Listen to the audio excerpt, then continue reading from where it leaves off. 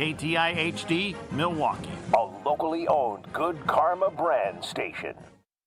It's time for the best 60 minutes of your life. This is the Homer Hour, broadcasting live from the Gruber Law Office's One Call That's All studio at the Avenue in downtown Milwaukee, alongside former Packer Bryan Bulaga. Here's Emmy Award winner Homer.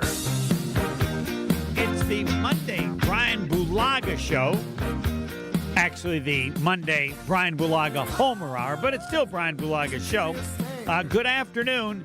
We will have never done a show like today's.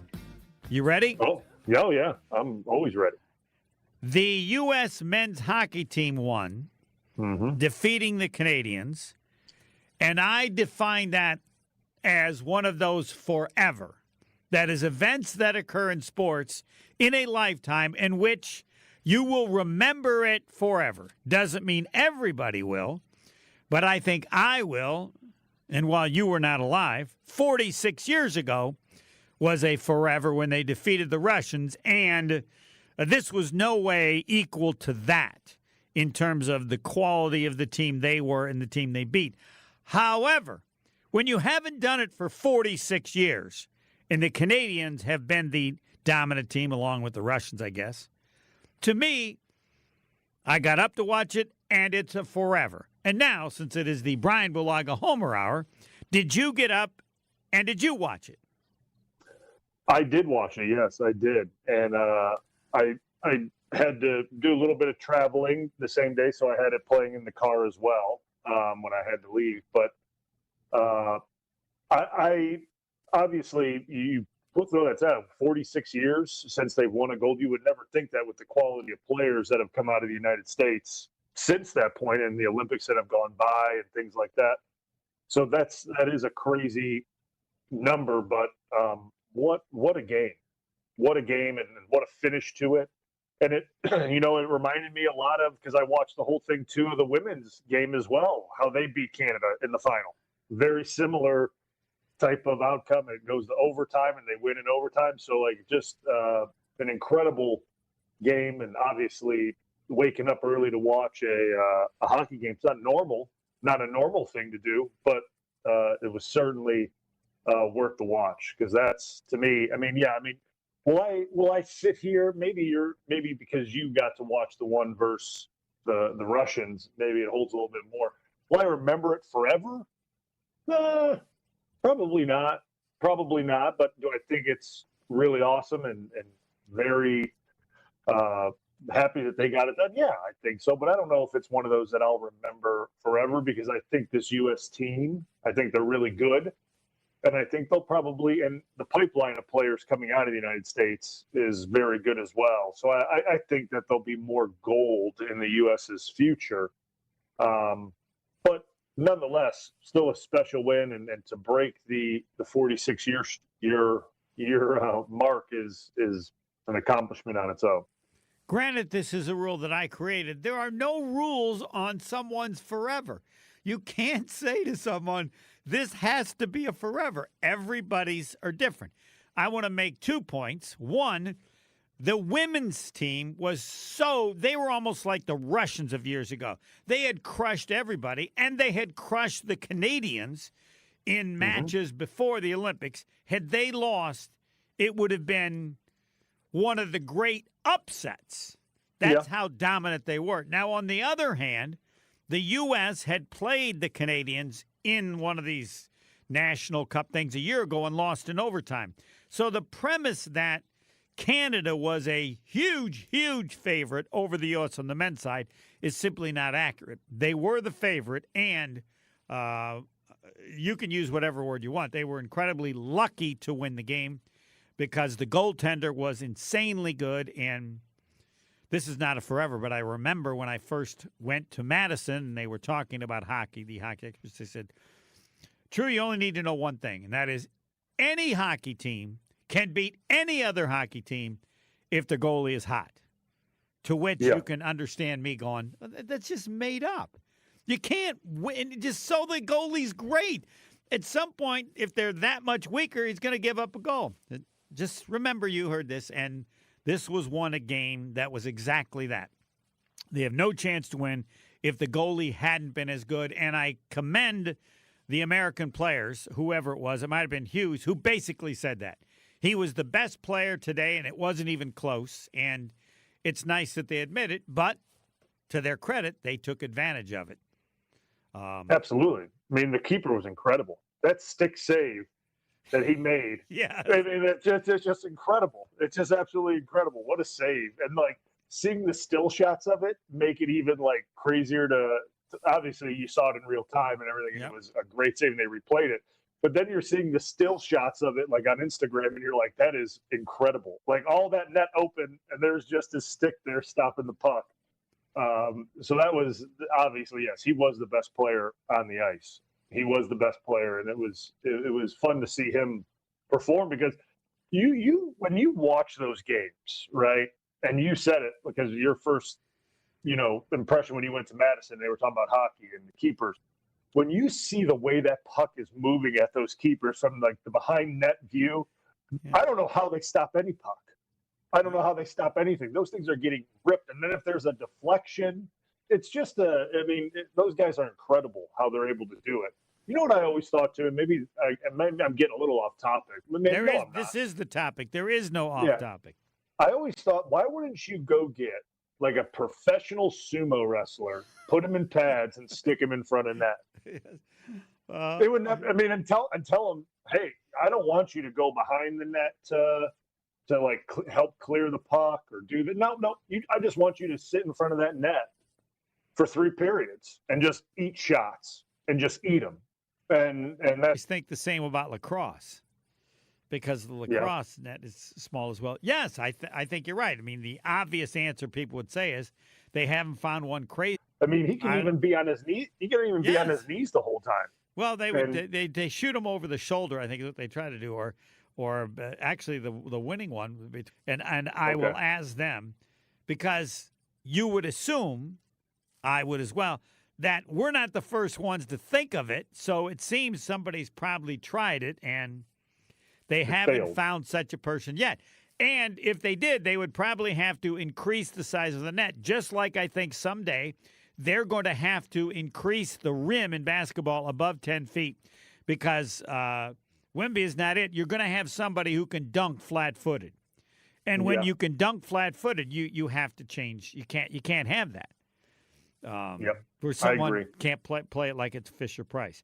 The other thing I wanted to ask, or also state it, as far as TV sports, hockey is the worst, and it's not even close. I didn't see the goal. The only way I knew it was a goal is when everybody went crazy.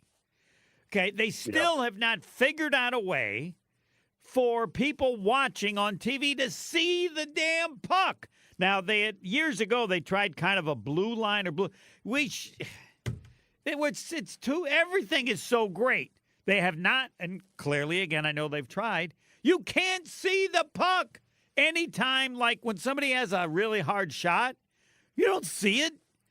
No, you have no idea. Yes, you have no idea. You have no clue. There's got to be a better way to do it. And just like you said about a sumo guy in the goaltender, as a goaltender, they haven't figured it out. I don't know. I don't know how anybody saw it. You saw him shooting, and then the next thing you see, the first thing you notice is the U.S. team going crazy. But I still didn't see it. I didn't even know how it went in. I think it went through his legs, but I'm not sure. Well, the 5-hole, they call it. Yeah, it's the same way with the women's tying goal. Yes. She deflected it. I had no idea where the puck went. And they said it was a goal. I'm like, well, how'd it go in? I don't understand how it went in. And then they obviously show the replay. It was the same thing this way. I have no idea where that puck's going. Once it starts going towards the net, hey, we'll just see if like the red horn and the horn goes off and the red light and people go nuts. Because like I can't follow the puck once it gets fired in there. Like you can't follow it. And I mean, hockey is tough to watch on TV, but when you're there in person, it is electric. Yeah, it's electric to watch it in person. It's one of the funnest sports to watch live.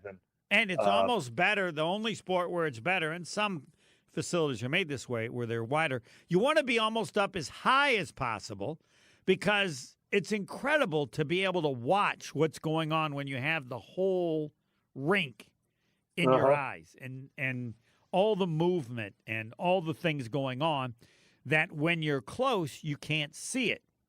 Nope. Because Nope. you're at That's the same I level. agree. I agree. If you're higher up, you can see all the, like you said, the movement of the players and Right. what's going on, how they're cycling and rotating and moving in and out of zone. Like I think it's way more intriguing to be able to see the whole ice from that standpoint, for sure. I mean, yeah, everyone wants the glass seats so they can bang on the glass, and which is cool. But you can only see like a quarter of the game, like literally a quarter of the game. So like, to me, I whenever I go to hockey games, yeah, I mean, I've never been on the ice. I've never been in ice seats. I've always been higher up, and that's why I enjoy it so much, because you get to see the whole picture. And I would add in football, I never experienced this. I've been to Lambeau Field, but years ago went to a game at Mile High Stadium in Denver, and we were at the very top, and it is a mile high. I mean, there's I thought a jet might hit us, but you did get to see what I don't think they use enough of now with drones, and that is from atop a football stadium where you see the play develop, and from, again, almost like hockey, where you get to see everything in a better context. And I think they need to do more of it. There must be some problem because people don't have a concept, I don't believe, of how tough it is as a quarterback. It's like like 22 people running around like crazy, or 21 or 15, and they've got to be able to see it. And people are in their eye line for so much. You can see the benefit of being a taller quarterback. And you would see that if they would show us some plays from like a drone literally atop the stadium and high enough to see all 22 players in the context of what happens when they move and things like that. That's why I love when they do the camera views, like for replay stuff, and Amazon does a lot of it. I think Amazon has a permanent view of it from the behind angle, where you can watch that angle all game, which I always find fun to watch, because like you do get to see everything develop. Now it's obviously not eye level with the quarterback; it's higher up, right? But you get to see things develop, and you get to see how the like in a basic passing play, how he's progressing through and what he's seeing, and I think that's it. It's very informative to kind of show people, like, it's not just as easy as throwing it to the open man. Like there's a guy next to the open man, then there's a window, and then that window closes, and so it's actually fun to see. And that's just downfield. We're not even talking about the guys trying to kill him that are rushing him up front, and what he has to kind of see there and identify there and move up in the pocket. So like, to me, I always like that view as well, because it does show you a lot about what's happening, from a full picture standpoint, which I think is kind of what we're talking about with the hockey as well. And then I'm saying, as far as I was going to ask you as a follow-up, I think you get a better view of the line of scrimmage and to see who's whooping who, where they can move, where they're moving somebody, or you would get a much better feel. Maybe I have to figure out where I can watch this, because I would want to watch the whole game like this at some point. Idea of how good the running back is and how much where you would go. And I think this is a huge part. Maybe it seems with the Packers, where but not knowing what the plan going back so deep, things like that that you just can't see, even when they replay it in the context of other players. I think we'd benefit as much as anything about, like, you have a safety blitz and you just don't really have a feel for how far they are from the line of scrimmage or what they're trying to do. Or, I refuse to believe that every cover two is the same. I'm sure they make it look like a cover two, and then they change it, and then the quarterback's playing it. All the things you talk about, the mental part of it and all how things change, we'd be a lot better to understand that if we saw that view. Do you think so? Oh, I think it would help explain a lot of things, and seeing safety rotations and how it goes from two. Clear up a lot of pictures for you. When you see it from the side angle, it is hard to dissect it, right? When they're just drawing circles, like, see, he has this third and he's covering, like, when you see it from behind and you see the full field and then you see the responsibilities of the guys, it makes life a lot easier, or like it explains itself a lot better. And to your point of your appreciation for seeing running backs and defensive linemen and how good they are and who's getting beat and how they're getting beat, or how linebackers are filling into lanes on zone plays and things like that. It gives you a whole nother appreciation for it because, again, it's hard to see those things from the side view, just the basic TV copy view of it when you're on looking at the sideline, when you're looking at it from the side of the picture.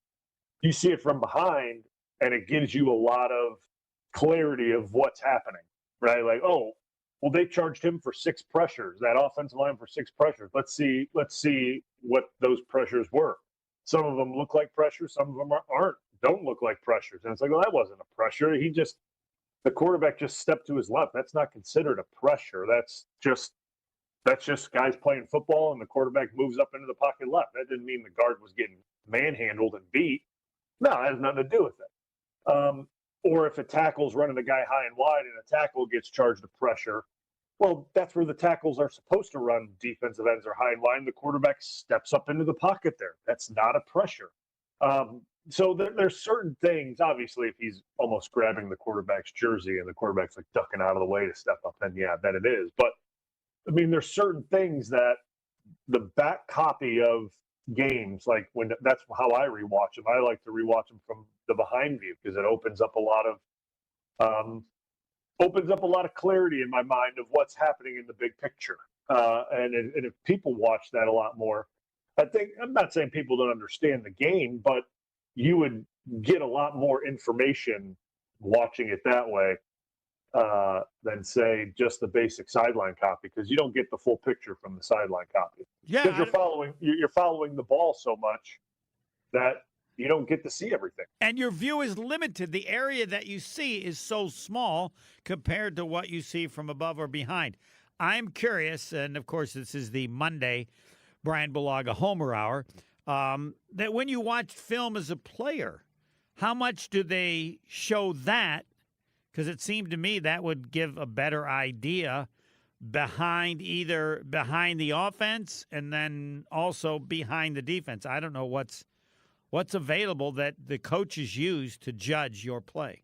I mean, we get sideline, TV, and behind. We get all of them. But what we watch mostly behind. I mean, that's what we would study. That's what we would watch. Most of our film is from the behind view because that shows us the clear picture. Now, the quarterbacks and receivers, they do a little bit more of like the sideline view because they feel like they can see. Because there is a sideline view that the teams record where it's just zoomed out the entire time.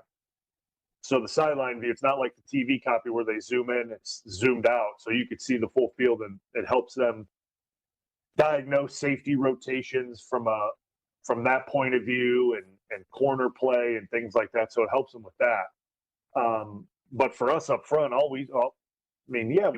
you would see a play from the side and but you'd always want to see the from behind copy to see what actually happened. You can really see guys' technique. You can see a lot of different things and that you don't get to see from that sideline view. I'm thinking of the Super Bowl and the left tackle for New England. Ooh. And thinking I know I saw it even. I go I don't think he touched him. I mean, that never happens. I mean, even the good ones, the Reggie White, they would push it around, but I think he missed him.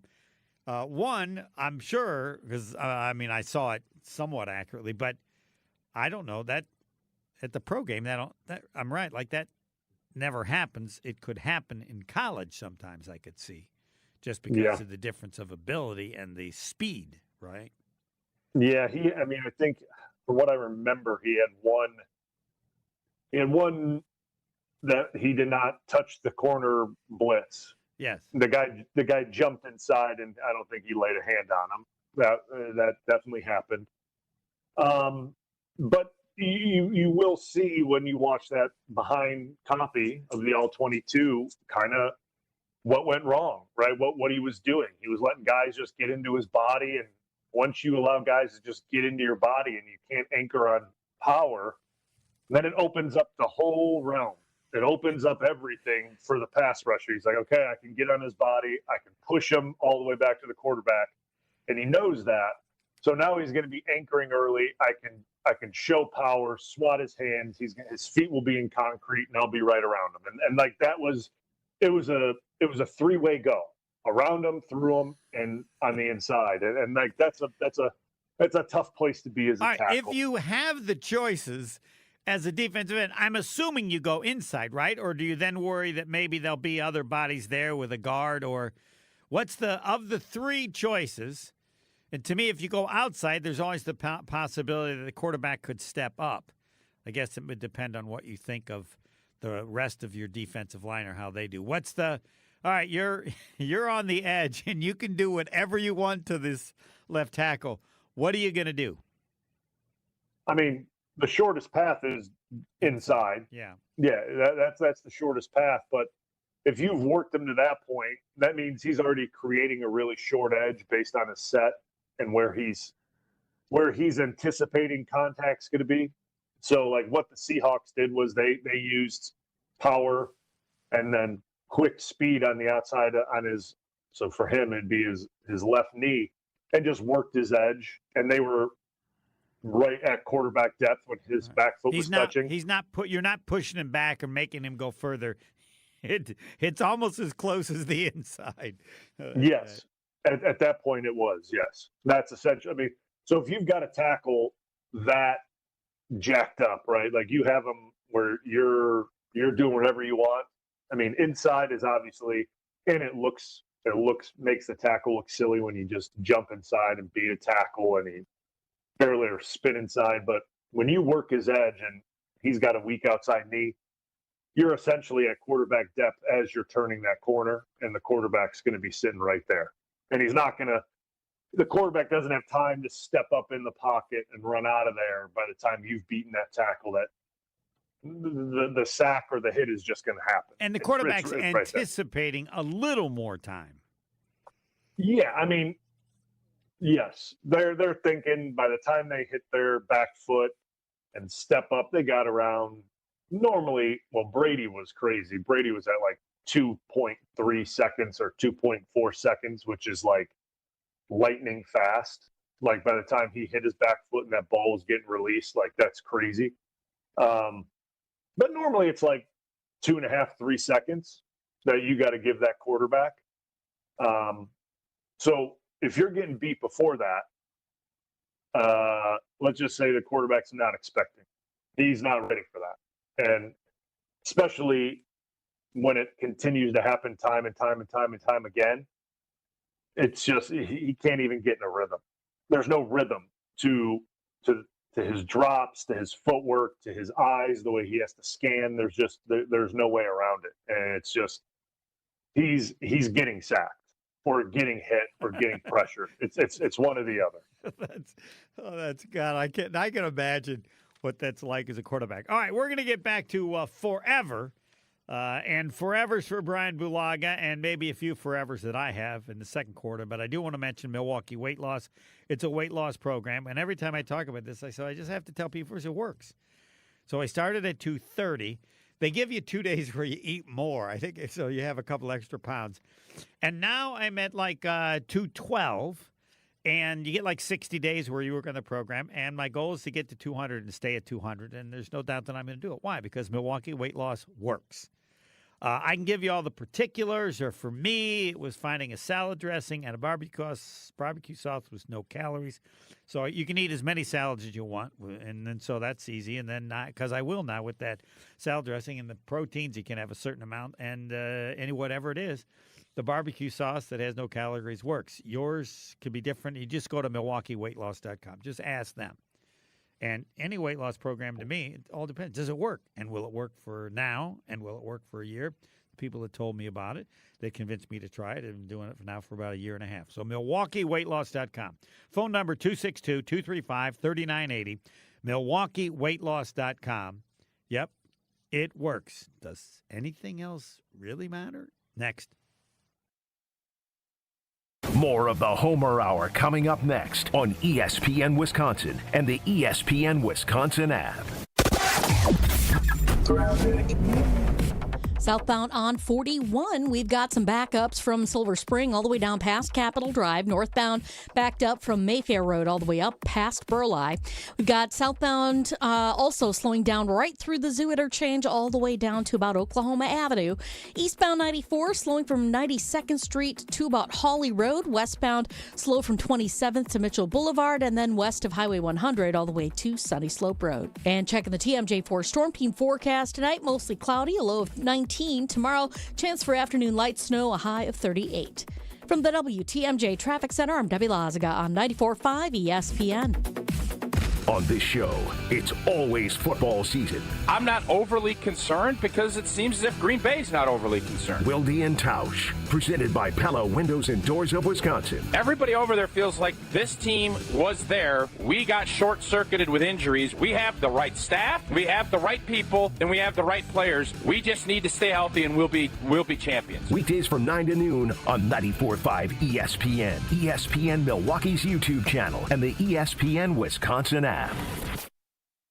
Raise your hand if you're excited about feeling older faster than you should. Yeah, I didn't think so. If you're feeling pain that makes you feel older than you are, there's good news. QC Kinetics patients here in Milwaukee are getting relief, feeling younger, jumping back into life at full speed, and it didn't happen in an operating room. Dr. Caravelli and the team at QC Kinetics and their medical professionals use the latest in regenerative treatments, backed by real science. Treatments that take the tiny, powerful healing tools inside your body and concentrate them right where you need relief. Nothing makes it more real than hearing the real stories behind QC Kinetics. Mike is training for a marathon instead of giving up running. Kathy walked around Disney with her grandkids. Alan is back to work, now climbing ladders like no big deal. All real QC Kinetics patients. The sooner you start treatment, the sooner inflammation eases, and the sooner the joint damage slows down. Find out if you're a candidate for QC Kinetics and their regenerative treatments. Your visit and consultation is absolutely free. Give them a call now at 414-240-2298. 414-240-2298. That's 414-240-2298.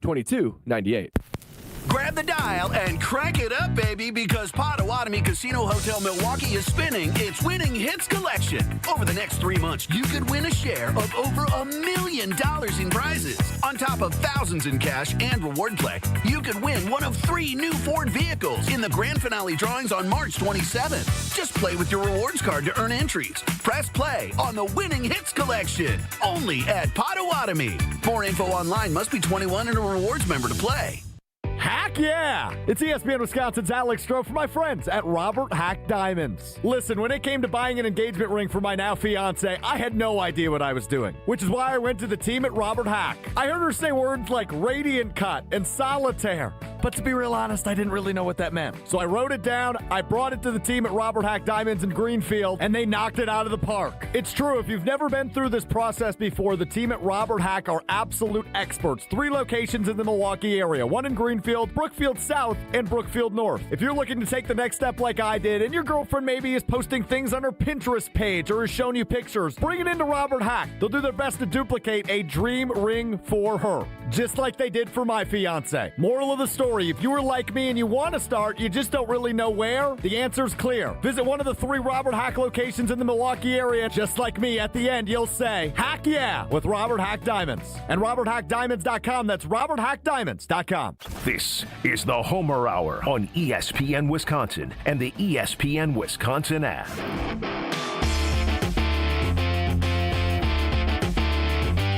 It is the second quarter with Bryan Bulaga, and we started with forever because I said the hockey gold will be remembered to me forever because of 46 years and how it relates to 1980. That will be remembered maybe a little bit more, probably because I was younger and my memory's better. But it does bring up my concept of forever. Those events, everybody has them. It also will determine how big a sports fan you are. Events forever. Now, Bryan, because you're an athlete at an incredible level, you probably have more events that deal with your athletic achievements or teams you were on or events that occurred, and we get to those. But this is my question. So, and I asked people today before the show, like, what is your forever? What does that mean? An event you watched, might have been on TV, might have been, that you still remember like it was that day. All right, Bryan Bulaga, take it away. First, as a fan at any age, your forevers. Well, I mean, I certainly remember the Bulls' second three-peat. Okay. That's going to be a forever for me. That obviously huge Michael Jordan fan growing up, being in the suburbs of Chicago. Why not the first one? Because I was younger at that point in time. Like I just wasn't. Was there one of the games, or is it the three? Because I remember where I was when he made the shot at the end of the game against the Utah Jazz, which was the third of the second three-peat, right? Did you make? Yeah. Okay. So that's. Oh yeah. I mean, I was at home with my brother and dad watching it. I mean, I can remember it clear as day. Just incredible stuff. Obviously, like it's just things you don't forget, right? Like moments you just don't forget. And then the second one would be when the White Sox won the World Series against the Astros in 2005. And kind of just like the clutch performances that game, Scott Pasednik and things like that. Like you just like there's some memories you just don't forget. Well, I would ask you, since I know of the White Sox and went to games there, because it was the quickest baseball park to my house, and my dad was going to find the quickest place to go to because he couldn't have given a hoot. So we went to White Sox games when Comiskey Park was the worst, most pathetic park I've ever been into in my life, even to this day. But I wanted to ask you, I have to think that you didn't think there was any chance the White Sox would ever win a World Series, or maybe I'm wrong. No, I mean, not at that point. I didn't think they would. Yeah. You know what I mean? Not at that point that I think they would. And you know, obviously, even they were pretty good, but it was before you were born. But even then, they didn't win it. Go ahead. But even in that series, when you looked at the Astros pitching, it was crazy. Randy Johnson, Clemens, I think Pettit was there too. So like they had an insane pitching staff. So like the White Sox get through the AL, and you're going, okay, they got through the AL, and now they face the Astros, who have these three starters. How are you gonna how are you gonna manage this? Like, how are you gonna beat them? And to me, like that's what I remember going into the series. I was like, all right, well, at least they got to the World Series. Like that's great. Then they win. Then they win again, and you're like, well, what the heck is going on here? Like this is fantastic. And Ozzie Guillen as the manager. I mean, you never know what Ozzie's going to say. Like it was just a great story, right? It was just a great story how they kind of went throughout the season, how they played, and then the guys that stepped up, and then even in the World Series, the guys that played great. I mean, Bobby Jenks is the closer. I mean, just like how did they win? How did they do it?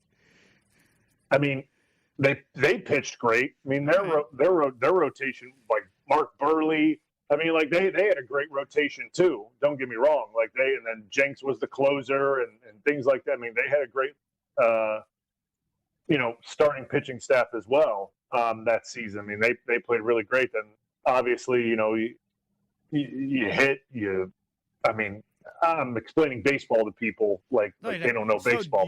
I don't even know how many games. How many games was it? What'd they win in? It wasn't 7. It was less than that. No, I think it was 5. Okay, I think it was 5. Where were you the moment they became the World Series champs? Just watching it at home. I mean, those are the things I think you remember. No, yeah, I was. No, sorry, they swept them. Okay, they swept them. It was 4-0. All right, they swept them. Amazing. I was sitting on my couch at home. I was just sitting with my dad, and obviously my dad's been a White Sox fan his entire life. So it was, just sitting on the couch at home. What was it? Jermaine Dye, I think it was. I think Jermaine Dye hit a home run that made it 1-0. I think. You'd have to double check me on that. I'll trust you that those specifics aren't that important. Well, I mean, it was. They won I know the last game was. I was at one of the games. I went to one of the games. I just started working here, and I went to one of the games at Comiskey Park. And my only memory of White Sox fans with the Brewers is that they always wanted to fight. I don't mean they like getting fights whenever they come to Milwaukee. There were fights, and I thought, I wonder if they fight at the World Series. And my dad went to a game too. He went to a game as well. I don't even remember what number it was, but I think he went. I think my dad went to game 3. Okay, I think he went to game 3, if I'm not mistaken. Because he wanted. I mean, obviously, you want to go to a game. I mean, he's been a White Sox fan his whole life, and they haven't done anything. So they're gonna be in the World Series, and they're gonna get to play the games in Chicago. You got to go to at least one. So he was able to get tickets for that. But yeah, I mean, it's just for them to sweep that pitching rotation of the Astros is just insane. Yeah. Just insane. And I would say this, and this is not for forever, but you just got to get one. Your dad would have would always. I mean, everybody wants, but to have one, you're in the club. That's where I feel so bad about Brewers fans. I mean, I'm thinking White Sox fans, they've never expected. They got one. Yep. And it doesn't matter how bad you are after that, and I argue with people on that. I'll take one in 20 years of losing versus what the Brewer fans have to go through. You just I mean, the Brewers fans get so close and then always just never can get there. And that's the part that stings, right? And it's like, oh, well, I'd rather be consistently good than never get one. It's like, no, you'd want to get one. If you know the only people that say that, they've never experienced one in another sport. Yeah. I'll take losing for the rest of my life. Like if you're a Cubs fan. Think of the people that were born and died and never got one. And think of the others go I'm done. That's why right now I would prefer the Brewers to win a World Series 10 times more than the Cubs or the Bucks are, and that often is determined by how big a fan you are of a certain team. I get that. But that's how everybody needs to feel that. And, certain Big Ten, like you had a Rose Bowl or whatever, but that's still not national champion. You imagine the fans at Indiana University, they're more amazed than White Sox fans. They have it. They know that feeling, that moment, that day, that week, whatever. We're the best in the world. Yep. That's great. I mean, just for you to say that the Indiana Hoosiers fans know it is insane. Yes. And I think you'd never say that. For you, I'm sure it's one of the great feelings to see your dad the moment his White Sox won a World Series. Oh, I don't think there was a happier person in Crystal Lake. I don't think there was a happier person in Crystal Lake, Illinois than he was. I mean, and obviously I hadn't been watching the White Sox as long as he has, but, they really hadn't been great. I mean, they've been to the playoffs and things like that and eliminated, but to see them get all the way through there, then obviously all the studs that the Astros have. I mean, that's like Bagwell and Baggio and all the they had all those guys. It was a ridiculous team. And then the pitching staff, you're thinking, okay, the buzzsaw came. Here's the buzzsaw. Here it is. It comes in the form of the Houston Astros, and you end up sweeping them nonetheless. I mean, just unbelievable. No, because you win one, you go, all right, we got one, this and that. And I'm sure there was a point in time in the series in which your dad realized for the first moment, damn, they could win this thing. And that's another great experience. And I can imagine for you that I would bet there's nothing that you would like more than to see Iowa win a national championship in football. And now, since Indiana did it, everybody's got to believe, well, if they can do it, anybody can do it. But imagine that, I'd love to see that feeling that you would have. And a Rose Bowl's nice, winning a Big Ten champ, but to be the national champions. Yeah, it's a different feeling. Yeah, I mean, it's a and you've lived it. You've lived it as a player, and it'd be nice to see how you felt and the same or different if you got it as a fan, and not really a fan. You're part of the program. We'll get to the third quarter, and we're way behind, and I don't care. Founded by inventors, fueled by community, and focused on business for 130 years, Horicon Bank has helped Wisconsin businesses grow, doing banking differently since 1896.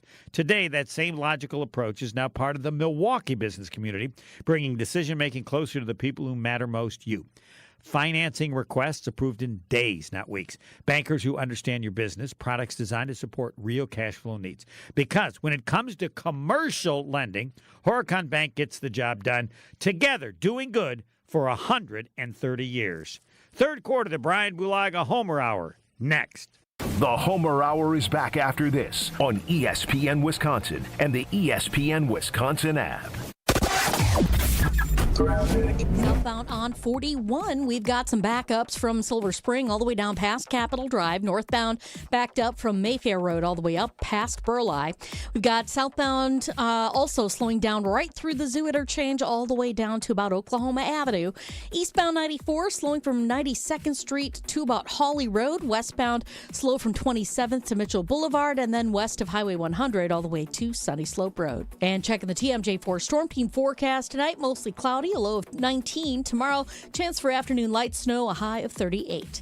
From the WTMJ Traffic Center, I'm Debbie Lazaga on 94.5 ESPN. ESPN Radio Sports Beat with Freddie Coleman. Everything seemed to be lined up way too perfectly for the United States men's hockey team to win the gold medal over the weekend versus Canada. It was 46 years to the day that the miracle on ice happened in Lake Placid involving that U.S. Olympic hockey team when they're able to knock off the Russians and then beat Germany to win the gold medal officially 2 days later. So many things were lined up against the United States because they were not the better team throughout this entire hockey game, especially in periods 2 and 3, where they were outshot by the Canadians 33-18 after taking a 1-0 lead. It looked a lot harried. It looked a lot hopeless if it was not for Mr. Hollenbuck, Connor Hollenbuck himself, saving the day for the United States. So how about that? 46 years to the day. Miracle on Ice in Lake Placid to Miracle in Milano for the U.S. Olympic hockey team in 2026. We all can rally around that no matter what side you were on yesterday watching that game. In 60 seconds, motivation for Knicks Karl Anthony Towns from an unlikely source. Billy, your gas light's on. We need to stop and fill up. No way, Jen. Gas around here is too expensive. We can make it a little further. Billy, listen to your big sister. You don't need to drive all over searching for the lowest gas prices. Do what I do and use Upside. Upside? Do you live under a rock, Billy? Upside is the hottest cash back app out there. It's free to download, and you get real cash back for every gallon of gas you buy. Top users make between $200 to $300 per month. You can make that kind of cash back just for buying the gas you have to buy anyway? Yes, I'm looking at the Upside app now, and there's a gas station at the next exit offering 25 cents per gallon cash back. Okay, I'm stopping to download Upside and fill up my tank. Download the free Upside app now to earn cash back every time you buy gas. Use promo code GOOD25 to get an extra 25 cents per gallon on your first tank. You can cash out anytime right to your bank, to PayPal, or a gift card for Amazon and other brands. Just download the free Upside app and use promo code GOOD25 for a 25 cents per gallon bonus on your first tank. That's code GOOD25 for a 25 cents per gallon bonus. Ever since that beat down by the Detroit Pistons happened on Thursday, the New York Knicks' Karl Anthony Towns has been a personal whipping boy for Knicks fans, media covering the Knicks, media covering the NBA, et cetera, et cetera, et cetera. But after he was terrific against the Houston Rockets on Saturday night and that comeback win for the Knicks being down by 18 points in the fourth quarter, Shaquille O'Neal and Charles Barkley were giving him the business postgame on Inside the NBA courtesy of ESPN. And Karl Anthony Towns stood his ground by saying, you may want me to be a killer, but it's all about winning a championship. And if we win, then everybody's going to win. Maybe, just maybe, if you're a New York Knicks personnel person, whether you're a coach or a teammate, that could be the best motivation. Karl Anthony Towns stood his ground. Don't be surprised to use that motivation to say, I don't want two of my peers looking at me that way, especially two Hall of Famers along the lines of Shaquille O'Neal or Charles Barkley. That could be a benefit for him and the Knicks. For the ESPN Radio Sports Beat, I'm Freddie Coleman of ESPN Radio's Freddie and Harry. You're listening to the Homer Hour on ESPN Wisconsin and the ESPN Wisconsin app. All right, in the third quarter, we will have the Discount Liquor Twitter poll question. After I tell you that Fisco Auto Body, family business owned since 1931. It's not what they do, it's who they are, and I like to say this. It's still the family business. They didn't sell. So the Fiscos are still working on your cars. Fisco Auto Body of Forest Home in Franklin. Imagine how many years. They could have probably done it when they were 9. So how many years? That's one of the reasons they're that good. Expert workmanship guaranteed for the life of your vehicle. Any damage, Fisco has you covered. Fisco Auto Body in Forest Home in Franklin. Yes, you go there, you like them. Then you like me. That's a nice part of it, too. Fisco, Fisco, Fisco. You'll remember the name. The third quarter of the Bryan Bulaga Homer Hour. Here's the Discount Liquor Twitter poll question. Packers win the Super Bowl. It's a 10. What is the U.S. men's hockey gold over Canada? 2, 5, 7, or 10? Ooh, that's a good question. And that's just for me personally, or just in the No, the only all these things. I don't care what anybody thinks other people think. You get one vote, and your vote is worth as much as anybody's. And so, you Packers win the Super Bowl is a 10. What is the U.S. men's hockey beating Canada? 2, 5, 7, or 10? Because a lot of national pride on the line, and for me, obviously, down here in Florida, I play golf with Canadians and things like that, and they obviously turn their nose up to American hockey, which is fine. So for me, I enjoy seeing that win. So to me, it's a 7. It's a 7 for me, it's just for bragging rights, just so you can throw jabs, right? And then you can pile the women on top of it and be like, well, it's 2. That's 2-0 in these Olympics. Even though the women were favorites, but the way the game went, they were lucky to win that goal. She isn't even looking at the net. Now, I've seen deflections, but generally a player deflects it, can see the person shooting. There's kind of an angle involved. This is like her back is totally to the goal. Yes. I mean, the keeper had no idea it was even coming. That's what I'm saying. So just the fact that both won, both got gold, both beat Canada, to me, that's why I sum it all up. I think it's a 7 for me. And I would say as well, and I'm curious over time, because time will tell us how much you remember it or whatever, and the 46 years, to me, makes it special. And I would give it a 7 as well. I also think that the Canadians, the National Hockey players, the guys that are Canadians that are nice, they've already got gold. So they won't want to admit it publicly, but to the people they like that are Americans, maybe their teammates, I can see them saying, that's fine. You need to get one. We'll crush you the next one. And I don't know, you know that better how people are, but you respect people that are at your level, and you can't say so. But, it's like the Russians, when they lost to the U.S., you see the documentary, and there were some of them that said, wow, I'd forgotten what it looked like to be that excited to win. That there's a part of it. And they already had them all. And I'm sure it'll make Canada want to win the next one. But there was a guy on the team who's playing, I think, for Toronto, and they asked him, what's it going to be like? And he didn't. He just said, let me enjoy it. But I would have said, hey, I know only one thing. I'm an Olympic champion forever. Forever. Anybody can say whatever they want. They can deal me with however they want. I would think they would appreciate my play for the Toronto Blue Jays, whatever. But you think there's anything that could happen that would make me not want to be and have the feeling I have right now? Come on, man. No. Yeah. Nothing. Yes. Nothing. All right, we got 2 of your forevers. The Bulls, the second three-peat. The White Sox winning the World Series. You're not required to have a certain list. You're not required to have many. But again, as a fan, any others that make the list of forevers, which is, I say, any event that occurs. The first one I had was I was a Packer fan because I didn't know you were supposed to root for teams nearby where you lived, Chicago. And the Ice Bowl, the sneak by Bart Starr, was the first time that I had ever been at a sporting event or watched one, this is on TV, where I was scared to watch it. People say I can't look at it. I always thought that was goofy. And that play, I couldn't look at it. Turned my back, and all I heard was, Star, touchdown. And then I looked over and watched it. So, yeah. But I don't know. That's a good one. I don't know if you have. Are there any other forevers? And if, do you? I know one game that I'll never forget is that Texas USC national championship game. Oh, yes. Like, I'll never forget that game, and I wasn't a fan of either team. Vince Young, wasn't he the quarterback? Yes. Yeah, unbelievable. Yes, like, that's an unbelievable game. Like, you know what I'm saying? Like, I'll never forget that game, and I didn't have a horse in the race, right? But, like, they were the two best teams by far, clearly. Like, and that's the way it should be. Like, you get the two best teams going at it for a national championship. And to me, that game, listen, I don't know how people rank, like, this was the best game, but, like, that may be one of the best college football games ever. Yeah, I would agree with you totally. All right, we're going to get to yours as an athlete.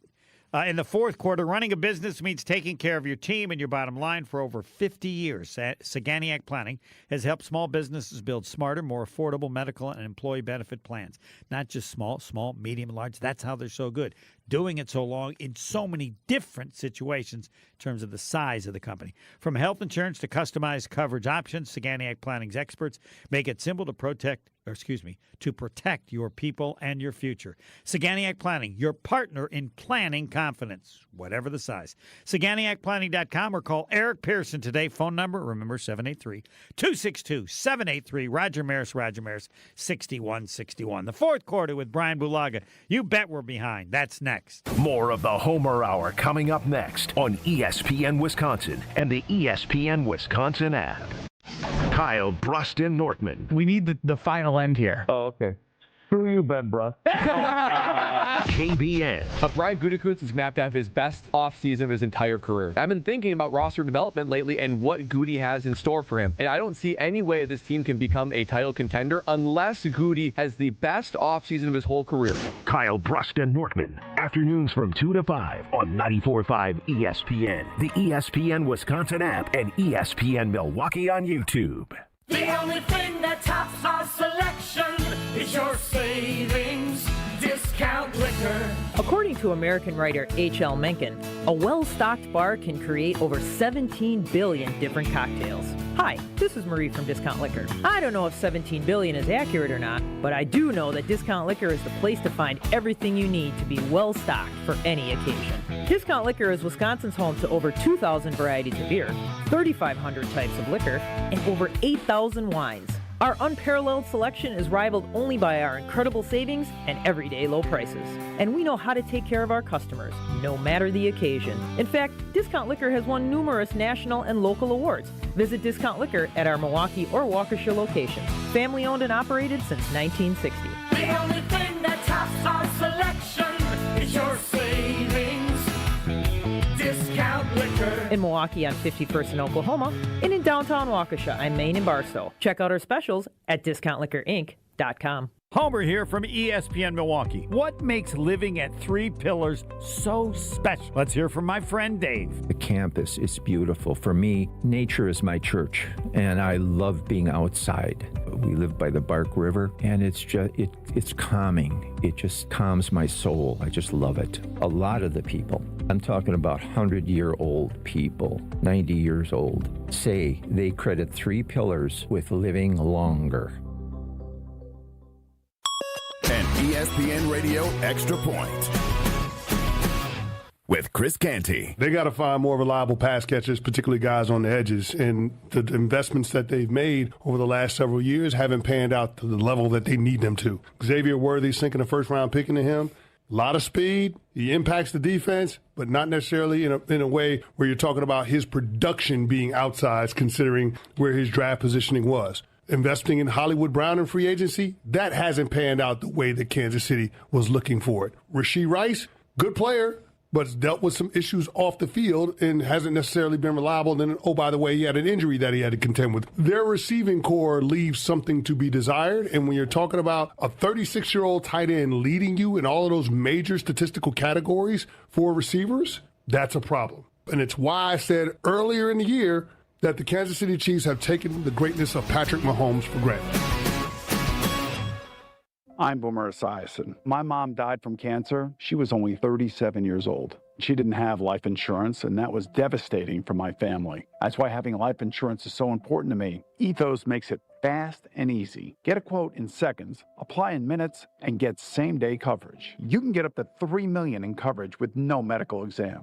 Get your free quote at ethos.com/play. That's ethos.com/play. Paid spokesperson. Time spent on application may vary. Online health questions required. Time is valuable.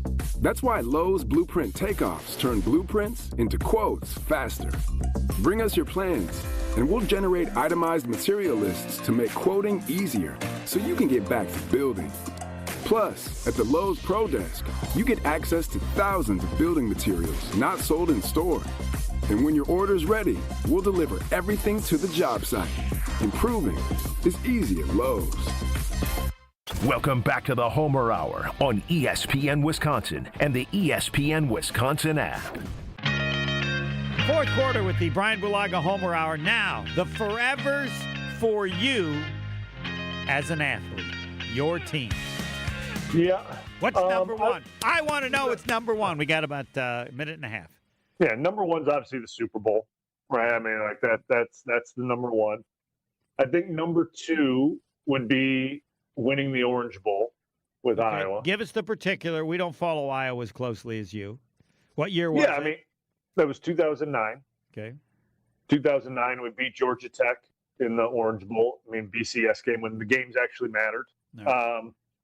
That was and Iowa hadn't been to a BCS game since they got blown out by USC, if I'm not mistaken, in the Orange Bowl. Do you remember how you played, or is the event so special that it really isn't that big a part of it? No, I remember because there was a little birdie in my head tweeting at me that leaving to go pro. So, and I knew I was playing against a first round pick in Derek Morgan. He was leaving for the draft, so he was going to be a first round pick. So I knew this is a national game on a national stage against another first round pick type player. I have to perform well. There's no doubt. Okay. There's the pressure of not just trying to play the game to help your team win, right, in that moment, but there's also some personal stake in it. All right, now your final forever as an athlete, the youngest that you remember forever. Yep. Winning the semifinal game in high school to go to state. We played a team that we probably shouldn't have beat. I mean, Canelan.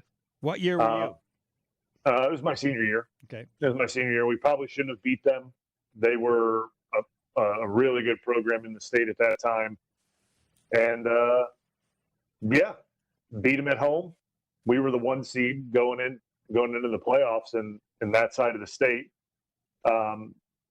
based on just how we played throughout the season. But they were a really good team. And to me, that stands out more than anything, just because Marion hadn't been back to a state championship, I think, since '89 when I was born. So when you get together with teammates or coaches, does that become the first topic or not necessarily? Oh, we talk about that whole season, yeah, for sure. We talk about that whole season and everything like that, for sure. That's one of the moments. You didn't know you were going to become Bryan Bulaga. You were just a high school kid, right? Yeah, I mean, it was my first year playing offensive tackle ever. I didn't really know what I was doing. After but I still tight was playing. end. Yep, after tight end, I was playing defensive end. So I was just out there playing football, playing both ways for a team with 24 kids on it. And we all played both ways besides like the quarterback. Like that's what I remember from it. It was just you playing with your buddies and playing for your buddies. All right, I want to finish with that. And this has been awesome. The Forever Show. And those of you listening, everybody has them. Maybe at some point we'll take calls and people can tell us they're forever. But as an athlete and as a fan for Bryan Bulaga, the Bryan Bulaga Homer Hour. I'd love to say it. I don't know what's next, but it's not as good. Next. A little bit of a backup southbound 43 from just before Hampton down past Capitol Drive. You're back.